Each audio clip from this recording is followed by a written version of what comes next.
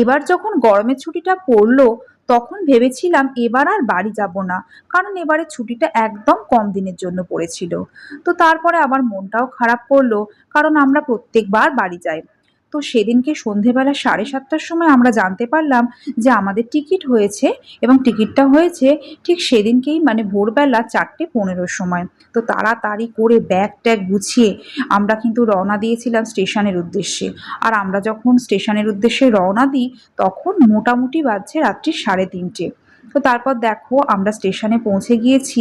আর চারপাশটা দেখেই বুঝতে পারছো যে স্টেশনটা বেশ ফাঁকা ফাঁকা। প্রথমে আমরা বেশ খানিক্ষণ বসে বসে মশার কামড় খাচ্ছিলাম।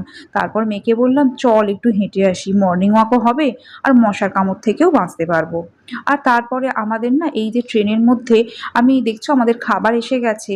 যদিও আমি সকালের ব্রেকফাস্ট বানিয়ে নিয়ে এসছিলাম, কিন্তু দুপুরেরটা আর করতে পারিনি গো। তো তারপরে দেখো এই যে বাইরের একটু দৃশ্য তোমাদের সাথে শেয়ার করলাম। এত সুন্দর লাগছিল দেখতে। আর সেদিনকের ওয়েদারটাও না ছিল খুব সুন্দর। তো আমি আর মেয়ে গল্প করতে করতে বাইরের দৃশ্য দেখছিলাম। আর এই দেখো, এই সময় সূর্যটা এত সুন্দর লাগছিল, তাই দিয়ে তোমাদের সাথে আমি শেয়ার করলাম। আর তারপর দেখো মোটামুটি আমরা আমাদের গন্তব্যের কাছাকাছি চলে এসেছি। আমাদের ট্রেনটা কিন্তু বেশ ভালোই এসছিল। কথা ছিল শিয়ালদাতে 7:30টায় নামবো। তো একদম টাইমে আমরা নেমে পড়েছিলাম। আর তারপর শিয়ালদা স্টেশনে একটুখানি লাইন পড়ে গিয়েছিল টিকিটের ওখানে। তো টিকিট কাটা হয়ে শেষ পর্যন্ত আমাদের লোকাল ট্রেন ধরে আমরা পৌঁছে গেছি আমাদের বাড়িতে। আর এখান থেকে নেমে আমরা এই যে টোটো করে নিয়েছি, টোটো করে আমরা বাড়ির উদ্দেশ্যে রওনা দিলাম। আর তারপর এখানে নেমে যখন চারপাশের এই চেনা দৃশ্যগুলো দেখছিলাম অনেক দিন পরে, তখন যে কি ভালো লাগছিল।